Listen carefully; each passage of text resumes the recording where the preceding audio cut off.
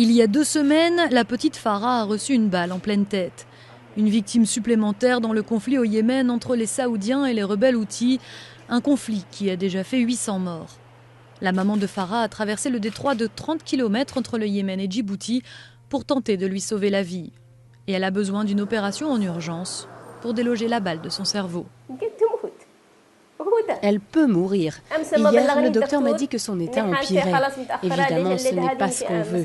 Je pleure toute la journée.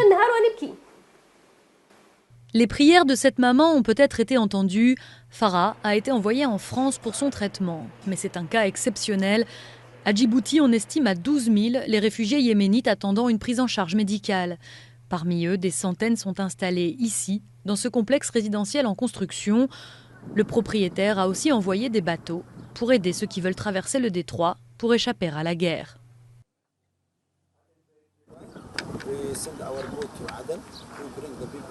On a envoyé le bateau à Aden et ramené les gens ici sous notre responsabilité.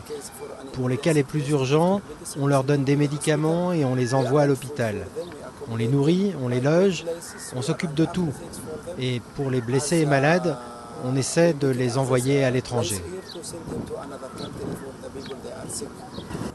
Les besoins sont gigantesques. Les blessés s'entassent dans les appartements sans matériel médical adapté.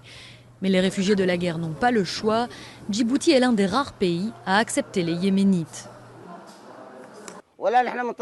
Personne ne veut nous aider. L'Arabie Saoudite refuse les Yéménites. L'Égypte, non aux Yéménites. La Jordanie non plus. L'hôpital militaire français non plus. Où est-ce qu'on peut aller? Hier, j'ai entendu qu'Israël aussi refusait les Yéménites. Iran, les États-Unis, pas d'Yéménites. Où on peut aller? Notre seule possibilité, c'est la tombe, la mort. De nouveaux réfugiés arrivent chaque jour. Selon l'ONU, 15 000 Yéménites arriveront à Djibouti au cours des 6 prochains mois.